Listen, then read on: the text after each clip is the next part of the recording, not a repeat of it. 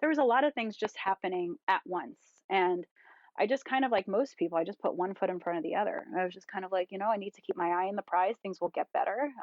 One day, my little one won't be nursing anymore. One day, my older one will be back in school. COVID will be over, and I just realized, like, there's only so much that your body can take, and your body goes into fight or flight.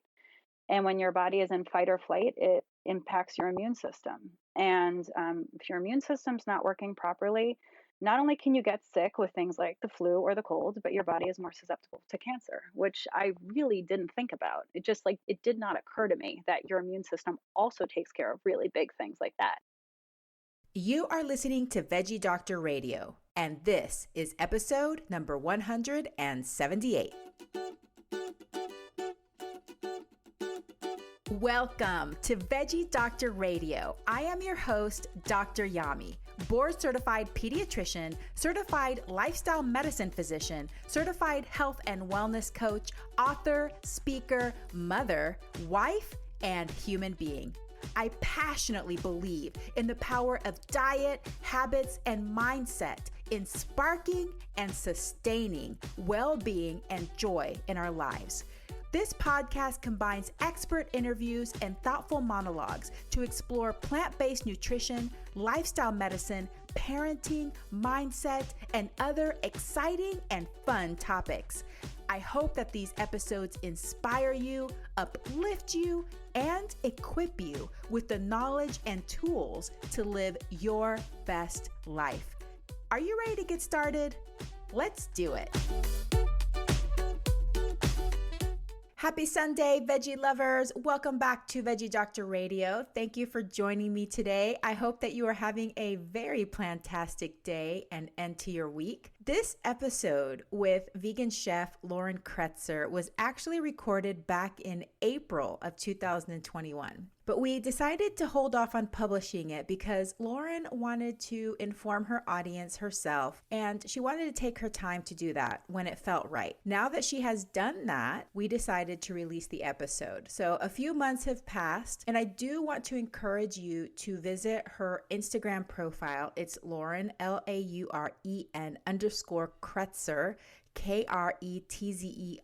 so that you can read in her own words what she has experienced and what she's gone through and the sentiments that she wants to express about her diagnosis and her journey. Either way, thank you, Lauren, for sharing your story here on Veggie Doctor Radio. This is a very emotional topic and something that took a lot of courage for her to do. So if you follow Lauren or you are going to start following Lauren, send her some positive vibes, send her some love, and thank her for sharing her story, because I think that the more we talk about these things, the more we can all normalize the fact that we're human and we're vulnerable and we get sick and things happen to us and we are in this one fragile life together, and thank goodness we can support one another through it. So thank you for listening to this episode. Thank you so much for your support week after week, not just to me, but to my fabulous guests who I love so much. Every guest I have on Veggie Doctor Radio, I fall in love with them during the time that I interview them and get to know them. And without further ado, here is the episode with vegan chef Lauren Kretzer.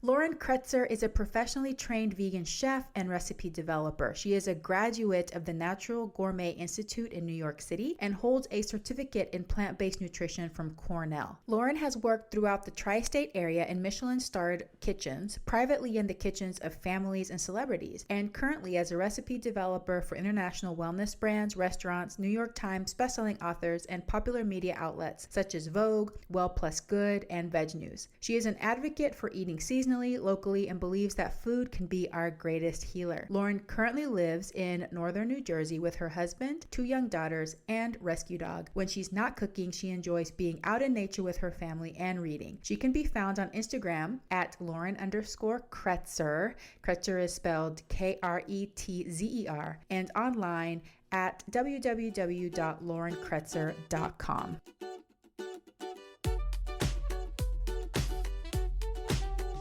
Chef Lauren Kretzer. Welcome back to Veggie Doctor Radio. Thank you. So excited to be back. Thank you for having me. So when you were first on the podcast, I kind of knew that you had been through something because I had been going through your social media and you had a few posts there, but I didn't feel comfortable asking you about it at the time. But then you posted on Instagram a few months ago about what you've been through. And I said, hey, if you ever want to come talk about it on the show, come on back and we'll get into this. So this is a little bit of a different episode. I don't think I've ever quite done one like this, but I think that it's going to be very impactful and very helpful for a lot of people. So let's just start from the beginning. Tell me what happened. What was your health condition that has brought you to this place? Sure. So as you mentioned, I've kind of alluded to different things on my social media. I've been open about the fact that I had surgery, and I'll get into the details of that in a minute, but I've kind of remained quiet about sort of the aftermath, which has been significant. And the reason that I haven't really chatted about it because it's still ongoing. But I feel it's important for me to talk about it because I know that there are other people out there going through similar things. So my hope in talking to you is just to kind of shed some light on struggling with a health issue. So to kind of take it back to the beginning, about a year and a half ago, I had what I thought were really bad cold symptoms. I just wasn't feeling well. I had a high fever. In fact, in retrospect, it sounds a lot like COVID symptoms, but it wasn't. It was a few months prior to the first case was in the States. Just high fever, fatigue, coughing. And I just thought it was a result of me being a taxed out mom. At the time I had a 4-year-old and a baby. My baby was only 9 months old at the time. And I just wasn't sleeping much, which is totally normal. And so I thought that my immune system was just struggling as a result. But after it kind of dragged on a few weeks, my husband, my parents, they were just like, you have to go get this checked out. This is taking way too long for you to recover. You look terrible. And so I was like, okay, fine. And I just really didn't want to go. But, I dragged myself to an urgent care on a Saturday, just thinking I'll get a prescription. Hopefully I can nip this thing in the bud and it'll be done.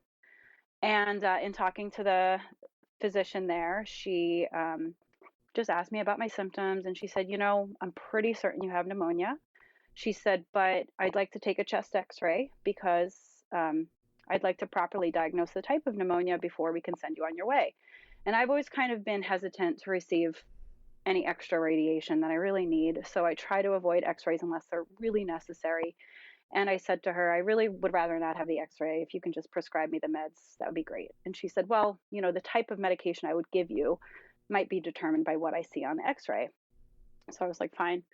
And I went into the x-ray room and put my arms up over my head. And I just had this like very bizarre feeling I've never experienced before that something was wrong.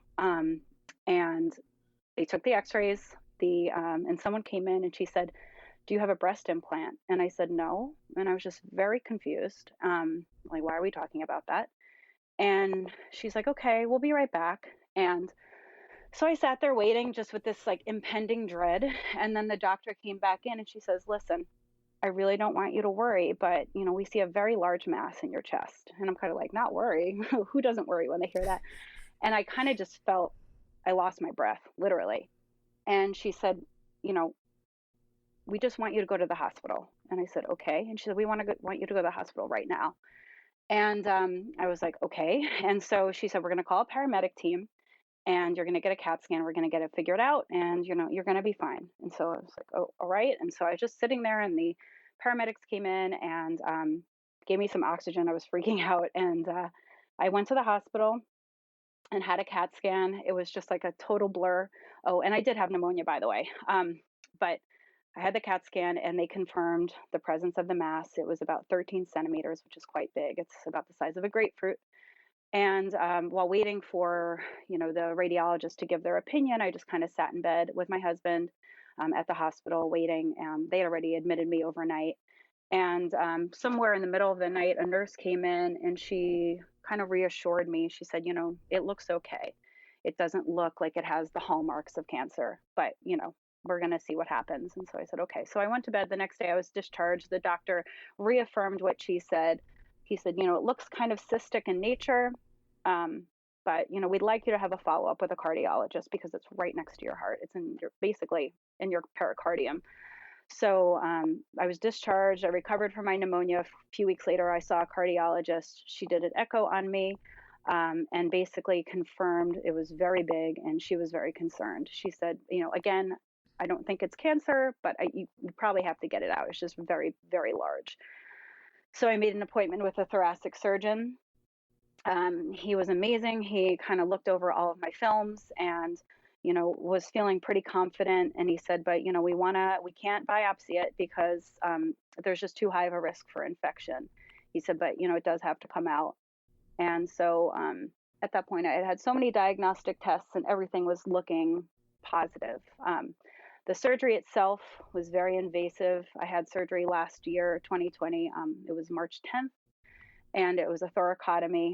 Usually they try to do it a minimally invasive procedure called VATS. I was not a candidate for that, so they had to do a completely open thoracotomy, which is basically cutting into my chest wall. And the surgeon removed my cyst that way.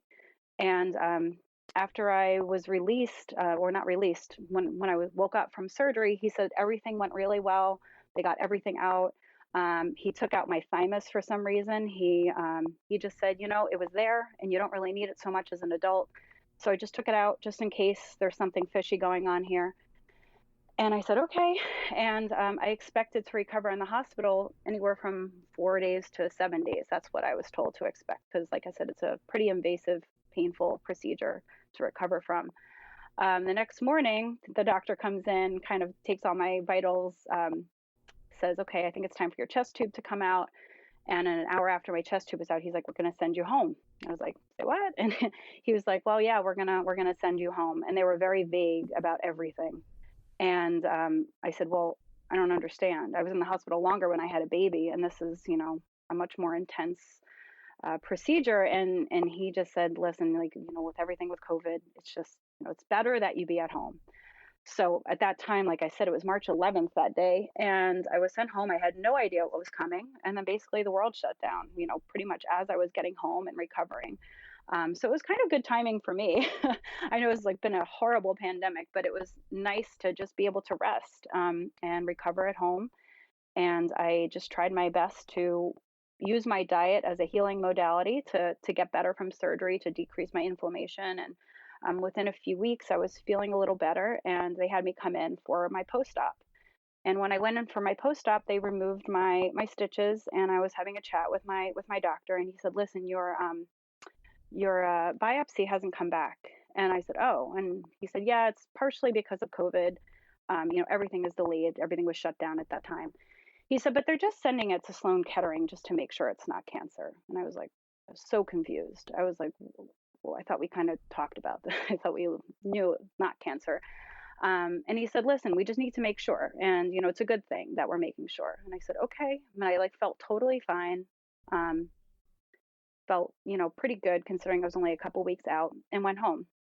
And then I honestly kind of forgot about it. I mean, I was a little stressed, but I just kept going back to all the reassurances that I had been given by many doctors, not just one. And a few weeks later, my daughter was napping. My older daughter was with my grandmother, who had been basically in our quarantine pod since day one, since she was helping me recover. And I got a phone call from my surgeon, and he just said, listen, we got your biopsy results back. He said, your cyst is a very simple thymic cyst. He said, it's not cancer. And he said, but you have lymphoma on your thymus, which hit me like a ton of bricks. I didn't even know what my thymus was prior to that day. And I didn't have any indication to believe that there was a worry outside of this cyst. And he only gave me a very high level overview of what the cancer was and what to expect. He was very reassuring. He said, this cancer has a high cure rate, but I'm going to need to refer you to an oncologist. And just, at the time I was 39 years old, feeling very healthy. The cyst in and of itself was a complete shock to me. So then to be given a cancer diagnosis and to be referred to an oncologist was just completely surreal. So I just kind of put one foot in front of the other. I made a virtual appointment since, like I said, everything was shut down with this oncologist. And he just kind of walked me through my diagnosis. And again, it's a curable cancer, but it's highly aggressive and it's very rare. Only 2% of non-Hodgkin's lymphomas are the type that I have. And he basically told me, depends on how risk averse you are. If you want, we can try to monitor you and see how you do. He said, or you can go into chemo. And he described the chemotherapies that he recommended to me. It was pretty intense sounding. One required a week-long inpatient and then going back pretty much every other week for 6 cycles. And this type of chemotherapy could put me into early menopause. It could cause secondary cancers. The cancers that it could cause were pretty frightening, a lot more deadly than my initial diagnosis. And not to mention just the emotional toll that it would take on me and my family. So I was very frightened, and I wanted to make sure that this was really, the best course of action. I wanted to really make a very informed decision. So I made an appointment to get a second opinion at a leading cancer hospital. These guys are, known to be the best of the best. Specifically with lymphoma, they are leaders in the area. And I had a PET scan done with them and more testing, and had a conversation with one of the best oncologists that treats my type of lymphoma on their team, and got a pretty devastating set of instructions. She basically said, I don't think you can watch and wait. She said, I think you have to have chemo. And I didn't expect that. I kind of expected her to give me the same choice as the first doctor. And it was even more upsetting that she was from this leading institution. And I pushed back. I said, I feel like that's not really, where I see this going. And she said, well, it's very aggressive, and we have to make sure it's all gone. This is your best chance of survival. And so I asked her if there was, anyone else to consult with. And she said she would bring my case to the tumor board. A group of oncologists meets every week, and they discuss specific cases and make recommendations based on that. And unfortunately, most of the tumor board agreed with her that, best course of action was to begin treatment. And I had many a sleepless night thinking about what to do. And I called the first oncologist back, and I said, if you're comfortable with it, I'd really like to do your surveillance approach. And I said, I will do whatever I need to do. I'll come in as frequently as you need me to do. I'll submit to as many tests as you need me to do. But I really feel most comfortable with that. And he kind of took me under his wing and has been an incredible doctor. And we kind of made an agreement at the beginning of this that if the slightest sign of cancer were to pop up, I would go right into treatment. And that was something that I've been, living with since last April. I got my diagnosis on April 8th of 2020. And since then, I've been keeping a very close watch on this, and I'll hopefully be in formal remission very soon. But until then, I am, keeping watch and ready to make the next best step. Wow. Wow, Lauren, what a story. So let me try to just clarify, because a lot of things happened at once. So you really did have a pneumonia, right? Yes. Mm-hmm. It wasn't the cyst that was causing your symptoms. You just happened to have a pneumonia at the same time. So it was almost like, thank goodness, right? Because otherwise it could have been for a long time. Do you feel like you had any symptoms from that gigantic cyst you had in your chest? Shortness of breath, anything? Nothing. And in fact, the surgeon feels it was likely there most of my life, if not my whole life. That was the first chest x-ray I've ever gotten. Yeah. I've labored with 2 children. I've run a half marathon. I am a fairly active person, and I never knew it was there. Yeah. So if it was there the whole time, maybe you just adapted, like your lung function, because it was in your lung tissue, right next to your heart. It wasn't embedded outside of your lung. It wasn't embedded in my lung. No, it was abutted to my pericardium, so more close to my heart. Okay. Mm-hmm. And kind of like on the outside, so just kind of pushing up against everything. Right. Mm-hmm. It's so interesting that you could just have that. It's huge. I mean, grapefruit's really big. Yeah. Okay. So then they take this thing out. That goes well, but the surgeon just has this whim. I'm going to take the thymus out, and they find the lymphoma on the thymus. It's not the cyst. The cyst really isn't cancer. The cyst correct? really wasn't cancer. Yeah. So again, another freak thing. And that's why this whole ordeal has just been like, I felt like I've been sucker punched multiple times. But, Yeah. my surgeon is brilliant. He just had the foresight to know that, if the cyst was cancer, let's remove anything around it that's not necessary. So I think that's Hmm. probably what his logic was. I'd have to guess. Wow. That's incredible. Yeah, what a shocking story. It's like, whoa, like one thing leads to another, and they're all unrelated. Yep. That's how does that happen? You know? Okay. So, and then you get sent home from the hospital like immediately after surgery, pretty much, with this Pretty much. super painful surgery. How was recovery at home? How did you manage with the pain? Do you feel like it was better being at home, or do you think it would have been better for you having to stay in the hospital during that time? Um, I mean, I would have liked to have stayed in the hospital a few more days, as funny as it sounds, because, I'm a mom of two. And even though I had an amazing support system around me, my husband, he knew the surgery was coming. He knew that I was going to be in a lot of pain when I got home. My parents thankfully live nearby, and they were always planning on, moving in short term with us to help out. So I had everything I needed. But it's really difficult for anyone, but especially, I guess, my personality type, to just sit there and kind of not take care of things. I Hmm. really wanted to get up and help and, feed my kids. And, my daughter, they're so little, they didn't understand I was in a lot of pain, and I tried not to make a big deal out of it, but she would say, "Oh, mommy, I want a snack," or "Mommy, I want this." And it was hard for me to just kind of sit there. So I would say the first week was the hardest. And then it probably took me close to 6 weeks to feel normal again. Anytime I sneezed or coughed, it felt like my body was ripping open, and it was very difficult to sleep. It was very difficult to find a position that was comfortable. So I actually slept pretty much sitting up for a few Mm-hmm. days. And I was given this very powerful prescription meds, like basically opioids, to recover with, and I was a little hesitant about taking them. So I actually got by without them.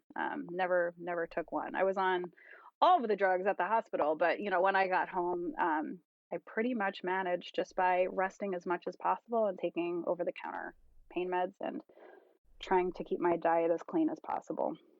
Whoa, you're a warrior. That's amazing. I can't even imagine. So, do you feel, as far as how your body feels physically after that surgery, do you feel like you're back to normal, or do you still have any lingering effects of it? Now I feel back to normal. It's been a full year, but for a long time I had tingling, I had numbness, just very, strange sensations. I think my biggest issue now is I just have like PTSD from it. So sometimes Mm-hmm. I'll feel like I have chest pressure, but then I know it's probably anxiety because it'll go away, like that kind of Yeah. thing. But no, I feel physically 100% recovered, which is, amazing. I feel very grateful. And now for a very important message. Hey, veggie lover, if you are looking for free resources to guide you on your plant-based and healthy living journey, go to dryami.com/free for tons of free downloadable PDFs. Hundreds of people have taken advantage of my tips to help them reduce meat and dairy consumption, navigate eating out, and build satisfying plant-based meals. Download one or download them all, and don't forget to share with friends and family. dryami.com/free. And now back to the episode. All right, well, let's switch gears a little bit. And it's something that I wanted to ask you your perspective as a vegan. So you've been a long-term vegan, having gone through this experience, especially how many different things happened. How do you feel like your experience of having these conditions was different as a vegan compared to somebody who isn't vegan? And the reason I ask you that is because one thing that I've noticed in the vegan community is that there is this sense that if you're vegan, you'll never get sick. And if you do get sick, it means you've done something wrong. And there's sometimes shaming, or people feel ashamed, or they keep thinking, well, I wasn't perfect enough, these kinds of things. So tell me kind of what's gone through your mind, or if it's even crossed your mind at all, how you experience this as a vegan person. Yeah, I think that definitely added another layer to everything. I think as a patient in general, you wonder what you did. I think most Mm-hmm. people probably have that conversation with their doctor. And if they didn't, maybe they think about it. Mm-hmm. So, I was definitely curious if there was something about my lifestyle that could have potentially caused this or aggravated it. I did feel almost a defensiveness about it. I feel in my bones, and I have felt all along, that my diet was not the cause. There are countless people who get horrible diagnoses, just, much worse than mine, who, eat meat and who have an omnivorous diet. So, it's not only vegans getting bad, Mm-hmm. diagnoses. So I knew that that really wasn't the cause. I also am very intentional about my diet. I try very hard to eat a large variety of fruits and vegetables and all the other things that are great for you, and really lay off the processed foods. So I wasn't an unhealthy vegan. Um, I definitely felt a bit of shame though, just because I know that there's just that judgment. Mm-hmm. I think our culture is getting there, but I think there's just still this bias that, it's not the healthiest way to be. It's too restrictive. Um, kind of that I brought this on myself, which would have been really painful, to have anyone think that. Because of course I would never eat in a way that would hurt me. All I can say is that up until that point, I've been extremely healthy. I've, had regular doctor visits, regular blood work. I've had 2 very healthy pregnancies with 0 complications. Submitted to lots of blood work during those pregnancies, and I've never had a deficiency. I've never had a problem. So all I can say is that, veganism is a safeguard in the sense where it can decrease your likelihood of getting certain things, but it's not a promise. And I think that's something that, became clear to me. It was very frightening and eye-opening to kind of realize you could be doing everything right. You could be eating all the kale and none of the fried food and still have something happen. And I think we have to remember statistics are just that. They're just statistics, and they're just, a general guess of your likelihood of developing something. It's not a guarantee. And so I think, what I've kind of taken from all this as a vegan is that you just, you have to be comfortable with the idea that, something could happen to you, even if you're eating a certain way. Mm-hmm. In all likelihood, it won't, but it's possible. Yes. No, I think that's such an important point, and kind of what I was trying to gather, if that's how you were feeling, because I think statistics can be very powerful in helping people understand the power of something, right? Like I talk about how our diet and lifestyle habits can decrease chronic disease by 80 to 90%. That's awesome, but there's still going to be a 10 to 20% that maybe can't be affected by diet and lifestyle. There's true genetic conditions. There's babies born with cancer. There's things like that. Like, at the end of the day, we're human. We're just human. So I think sometimes people get the impression that if you eat this way, it makes you superhuman. Like it makes you immortal almost, Yeah. And so what happens is that I think people either they get disappointed when somebody gets sick who's vegan, or they get suspicious that person Right. wasn't doing something right. Like maybe they weren't Right. fully vegan, or they were sneaking something, or they were having Right. oil or something, like something like that. So I think it is important to approach others with love and compassion, and also to just watch out for healthism, which is something that I've been more passionate about recently, which is judging others based upon their health status. So did you feel that because of that, I know that this is a super private health condition and everybody's different as far as their personality, but has there been a part of you that's been afraid about talking about it because of it? Yeah, I mean, part of my hesitancy to talk about this was because of what I said, that this is still ongoing for me. I have not received the all clear from my doctor. Things are going well, knock on wood for now, but there's still a chance that something could come back in the next, few months or so. So, we'll see. But other than that, yeah, I've been nervous because, like you said, first of all, I don't want people to not try veganism because I had a blip in my health. Granted, it's a big blip, but I genuinely don't feel that my veganism was the cause. In fact, I lean even more heavily into it since Mm-hmm. recovery. So I've gone even more on that side, which I think we can get into in a minute, has helped me. Um, so I don't want people to be scared off by it, and I also don't want people to think that this is something I brought on myself. It's just such an emotional, vulnerable time that Yes. I just can't take. I wouldn't be able to take it if people were um, saying things like that to me. So I was holding back, but then I ultimately decided, this is a story that could help people, not carry that shame. It's a heavy burden to carry, to feel ashamed of yourself when you're sick. How awful Yes. can you imagine? So um, I think people need to release themselves of any potential guilt or blame. Understand, like you said, that in many cases, diet doesn't have everything to do with it. We have the environment at play. A lot of that we cannot control. We can try to keep our homes as non-toxic as possible, and I certainly did that. I was making homemade cleaning sprays for years, and staying away from commercial cleaning products, and this still happened. And then there's also genetics, and there's also the mind body. I think stress is a major, major component, which I know we're Mm-hmm. going to get into at some point. So I tried to remember that. I tried to remember, like, my diet is not the only thing that could cause this. So I have to release myself from some of that shame and from of that guilt, I guess.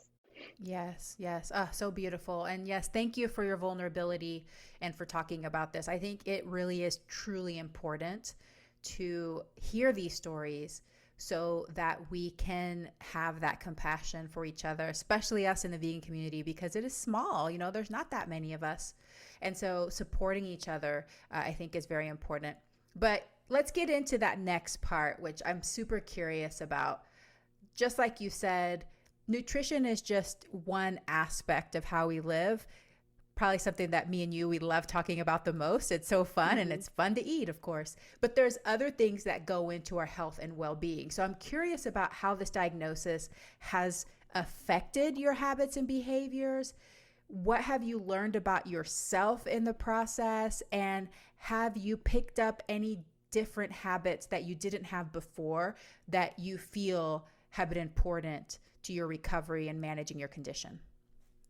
Yeah, so I think in the course of reading about cancer, not only my particular type, but just cancer in general, one of the things that I've kind of discovered is that a lot of cancer patients report different things that, hurt them, and conversely, different things that help them beyond their diet. And one thing that just came up time and time again, I'm talking like potentially even more than diet, was stress. And that's something for me that has been left completely unchecked. I have been very much on top of my diet for a long time, to the point where I kind of felt, like we were saying, like I didn't need to worry about anything else. So I was like, oh, I'm just eating tons of broccoli and lentils. It doesn't matter, like, what else is going on. And I think, I've always kind of been someone who takes on a lot. I've, definitely struggled with anxiety and depression. And then in the last few years, things just kind of snowballed. I had a baby, and there's just natural stresses that come with that. Of course, it's a wonderful thing and a wonderful time of life and exciting. But, at the end of the day, going from one to two children is hard. And, I had the typical mom guilt about that, and that I would like torture myself for not spending enough time with my first while I was breastfeeding my second. And then when breastfeeding didn't go perfectly, I was stressing about that. And then not sleeping well, and then changes in all of my relationships, like just kind of dealing with two kids instead of one, just ate up a lot of time. Managing my career in the midst of all this, and I've also just had several relationships in the last few years, like friendships kind of fall apart. So there was a lot of things just Mm. happening at once. And I just kind of, like most people, I just put one foot in front of the other. I was just kind of like, I need to keep my eye on the prize. Things will get better.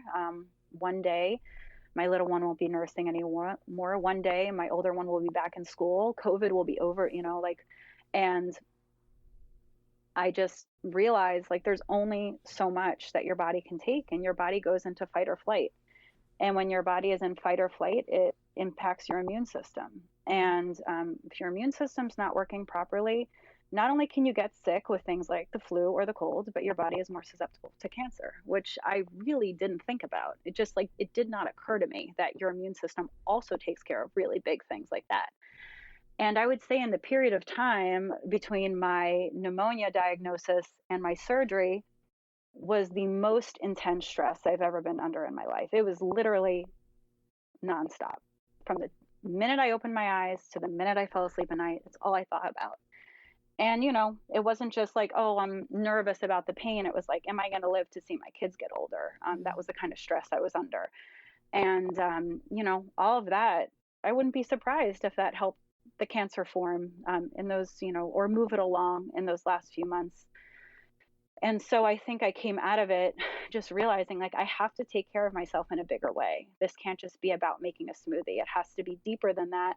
And it's a journey, it's hard. It's hard when you have young children to make that time for yourself, but I've been forced. And I think sometimes people wait until they get a devastating diagnosis to take care of themselves. And it's really sad, to see that happen to other people and then to have it happen to me.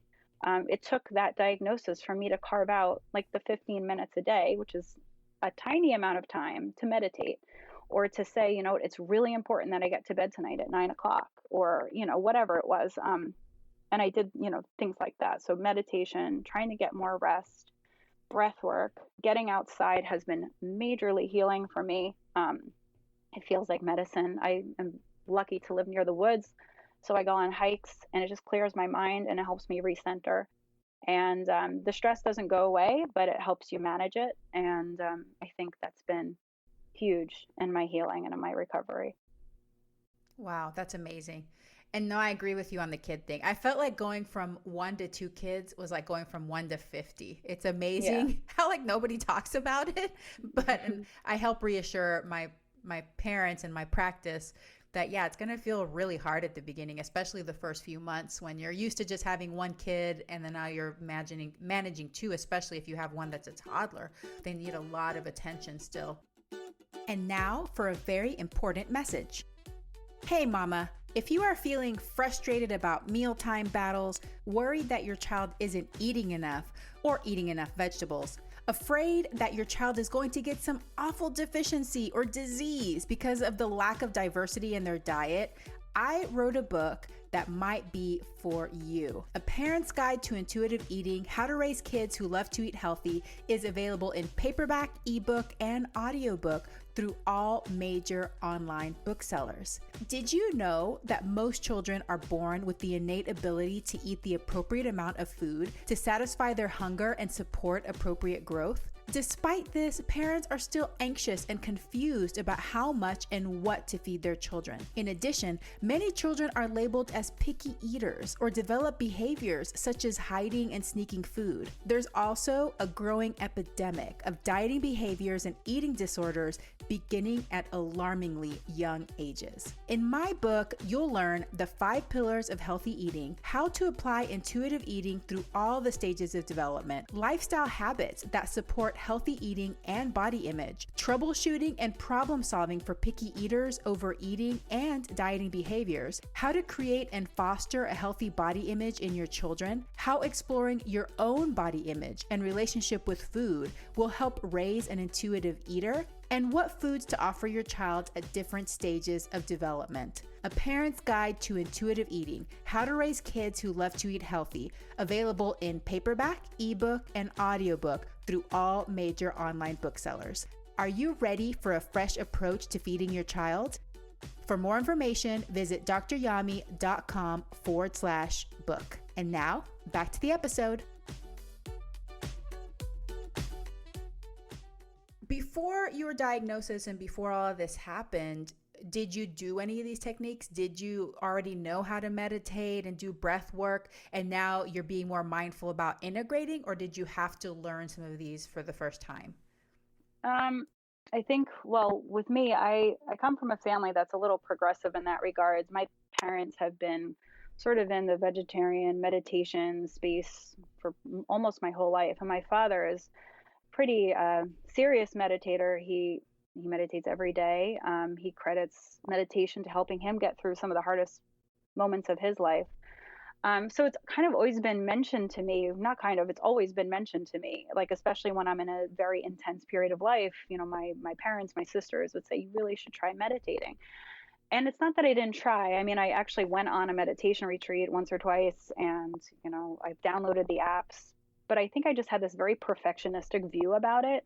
It's Mm-hmm. like I need to sit down and just be perfectly quiet, and I need to feel like enlightened and like not have monkey mind, or, all that. And I was just putting so much pressure on myself for it to look a certain way and to Mm-hmm. just get the benefit like that. Like I just was like, oh, I'm not Zen, so it's not working. Yeah. And I think I just, I had nothing else to lose after this diagnosis, only something to gain. So I'm like, I Mm-hmm. have to make it work for me. Kind of like it would be as if you want to get into an exercise routine and you don't do it because you can't run 10 miles. Like that's what this was like for me with meditating. Mm-hmm. So I just decided I'm going to do a guided meditation, even though that's not in my ideal. It's what, helped me get started. And I'm going to just, try 5-10 minutes and go from there. And that's really what helped me get into the habit. And now, I can do a little longer. I can do 15-20 minutes. It's not easy for me, but I make it work. And I've been doing fewer guided meditations, but I also love them, on days where I just need some help Mm-hmm. getting in a quiet place. I think, whatever way you can, getting it in and not holding yourself to some impossible standard. Yes. Oh, I love that.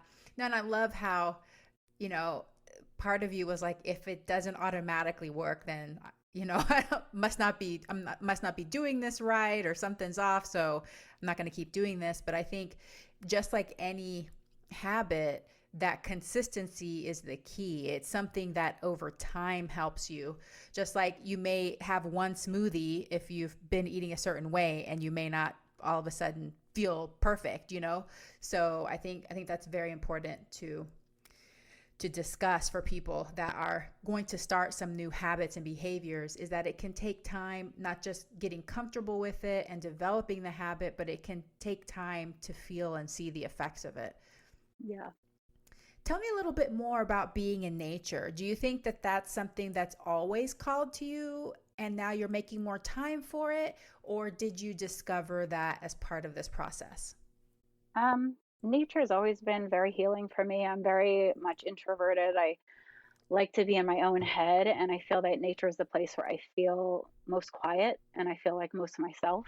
And I feel like there's no judgment, just the natural world. And Mm-hmm. I feel very much at home in that space.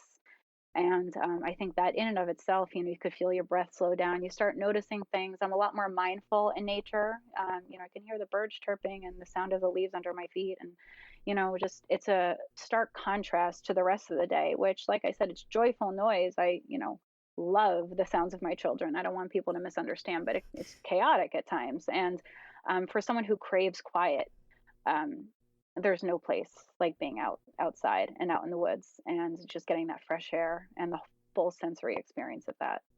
Yes. And what's interesting about nature is that it feels it's very natural, right? Nature, natural.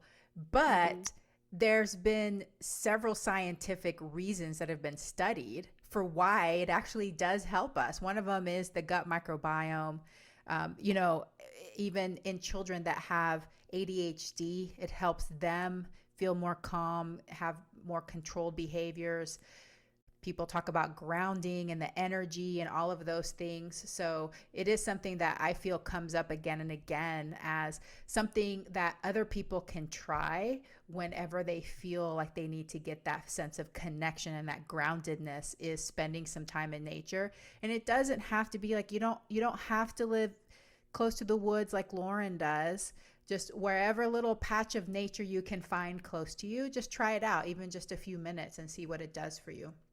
Oh yeah, I think even just like sitting out on a patio, or Mm-hmm. if you live in a city, just finding a quiet bench, if your city has a park, and just breathing in that air and just being still and just Mm-hmm. listening to whatever Yes. sounds you can hear around you.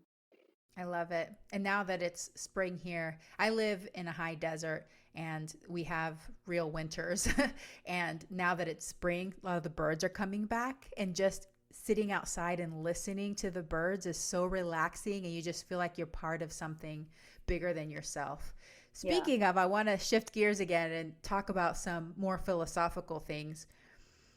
I feel like for me, COVID, like just the whole event of the pandemic and, you know, how intense it got for a lot of people brought on this sense of mortality, you know? So you were like in COVID, plus you had these diagnoses and all of these things going on. So I'd love to know how this has affected your view of life, purpose, your time on earth, mortality, these big picture questions that we go through in life.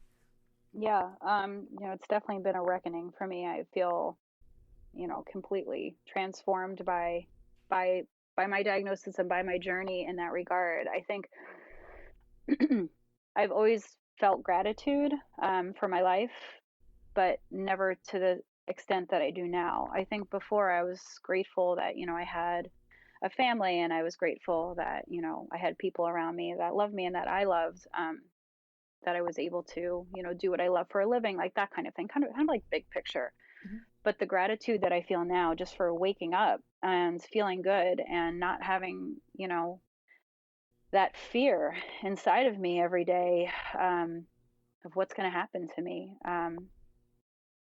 I think it's just, and I feel grateful that I get to raise my children. I think a lot of people forget that. That's a gift. Mm-hmm. That's a gift to be able to, guide your kids, or not if you don't have children, just to be alive, to be a part of your loved ones' lives, to see those big accomplishments and be there on the hard times for them.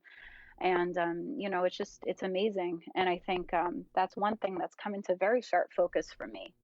I think another benefit has just been I've sort of released other people's expectations of me. I just know Mm-hmm. I'm doing the best I can. I am, staying true to myself, and my first priority is to myself and to my family. And beyond that, I just do the best I can. If people like me, great. If they don't like me, that's on them and not on me. And it's freeing to feel that way, because I felt quite the opposite for a long time. Felt like I needed to, please other people and, kind of shape myself so that I was more liked. And, I definitely don't feel that way anymore, thankfully.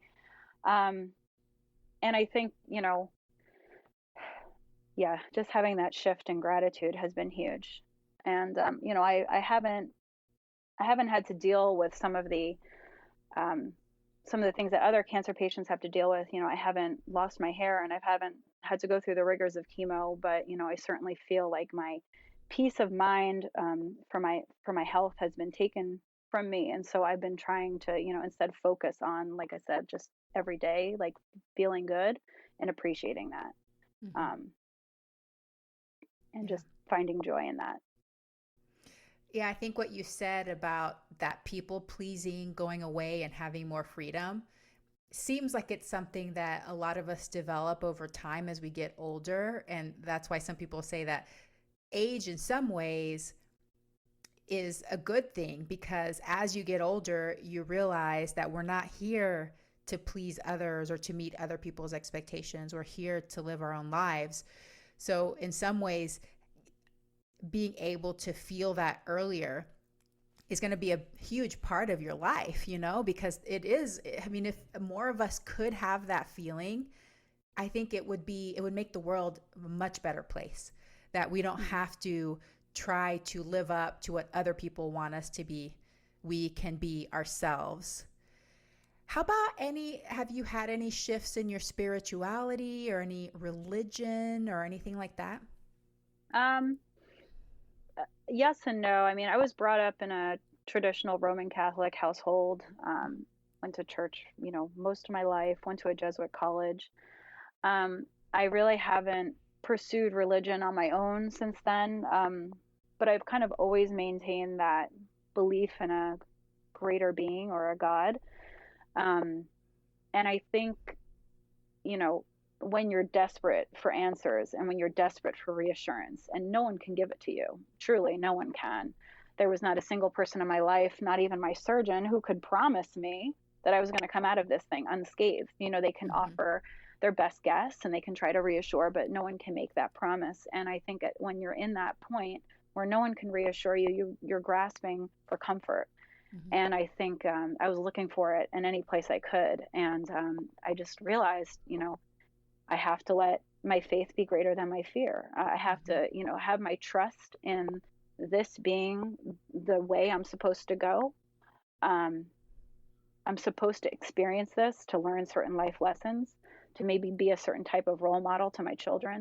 And I just have to believe that that's why this happened to me. I don't feel victimized. I don't feel like something, bad happened to me. Like, there's millions of people who go through terrible things every day, not just illness, but other tragic things. And so I know that I'm not special. But I can take something out of this. And so I think, having that belief that I'll be taken care of in some way has been incredibly reassuring to me. And in fact, the morning of my surgery, I remember driving to the hospital with my husband, and it was the most beautiful sunrise. We left pretty early, and I just kind of felt a greater presence at that moment. I felt like I was going to be all right. I felt like someone was watching me. So that's so beautiful. I love that. So Lauren, what do you want people to know? What do you want people to take from your experience? What advice do you have or tips for others that are facing a serious health condition, or even those that aren't necessarily? How can we learn from what you've been through? I think for health conditions, I think I would just encourage people to have a very thorough understanding of their disease or their condition. Don't be afraid to read up on it. I don't want anyone to fall into a Google hole, because that's not a good place to be. I've been there many, many times. And you can diagnose yourself with all kinds of things. But I think just having a grasp on what it is exactly that you're dealing with, and not letting it go much beyond that, and then making informed decisions. I think people should feel empowered to be their own advocate. For some people, chemotherapy is the best way to go. That is absolutely the right decision. And there's no shame in that. And then for other people, it might make sense to question that, and to, maybe decide, is there another route I can try? I think we should have trust in medicine, but not blind trust. I think we should go with our own intuition and go with what feels right for us. So I would say just to, feel empowered by your own knowledge and your own gut feeling, and go with that. And then I think for, other types of situations, maybe not necessarily health related, but just adversity in general, is just, putting one foot in front of the other. Just having faith it will get better. And I don't even mean that in a religious way. Just, just knowing that, this is just bad weather. In fact, I have a poster or a painting on my wall, and it's by P. Metrodrone, the quote, and it says, "You are the sky. Everything else is just the weather." And I look at that every morning when I wake up, and every night when I go to bed, and I just remember, this is just weather. It's gonna pass, and there are lessons to be learned, and that's the most we can ask. That's such great advice. And I love from your experience how you did seek out opinions, and you got other people's thoughts on what you were going through. But then at the end of the day, you came back and decided, based upon the information you gathered, what you felt was the right course of action for yourself. And so I think the good news is, this day and age, we do live in a time where people feel a little bit more comfortable doing that, and not just doing exactly everything they're told from a health professional, but working with health professionals together, I think, can also be helpful, because there's things that nobody can understand everything, So I think having the help of other people can be very helpful in this life journey. Not trying to just do it by yourself all the time, I think, is another key point. Yeah. And I found that, when I met with my oncologist, the first oncologist I met with, and who is my current doctor, I just felt like he intrinsically understood me. He understood what I had been through, and, he gave me that choice. And I appreciated that he gave me that choice. And, if he were to call me tomorrow, and like I said before, if he were to call me tomorrow and say it's time to enter treatment, I trust him and I would do it. I just feel, with the information he gave me and with the information I had, it seemed like the best course of action for me at the time to wait. And hopefully that will end up being the right choice. I feel in my heart it was the right decision to make. I have no regrets. Even if I end up in treatment, I have no regrets. So do the best you can. And that's a great place to be. And it's very, very individual. So I think sometimes we want to take other people's experiences and be like, okay, I want that to be me. But every person with a health condition, they're a separate individual. And so everybody's walking their own path. They have their different set of circumstances, and you have to make that decision for yourself and how you want to proceed. Yeah, for sure. Any final thoughts or closing words? No, I just want to thank you for giving me the space to talk about this. It was, it's been an emotional journey, and, I trusted you with this space to let me tell my story, and I'm just very grateful. So thank you. Well, it's an absolute honor, and I thank you for your vulnerability, because I know it's not easy to talk about these things. It's very personal, and you're still in that space where you're feeling vulnerable. But like I said, I think that this can help a lot of people know that we're not alone, and a lot of us go through really tough things, whether it's health conditions or otherwise, and step by step we can make it through, especially when we rely on each other. So Lauren, Thank you so much for coming back on Veggie Doctor Radio and sharing your story, and I hope that you have a very plantastic day. Thank you. You too. Hey veggie lover, I hope that you loved today's episode. Will you take a second and do me a huge favor? Please subscribe to my podcast so that you never miss an episode. You're the reason I'm here, and I want to share it all with you. Thank you for listening, and have a plantastic day.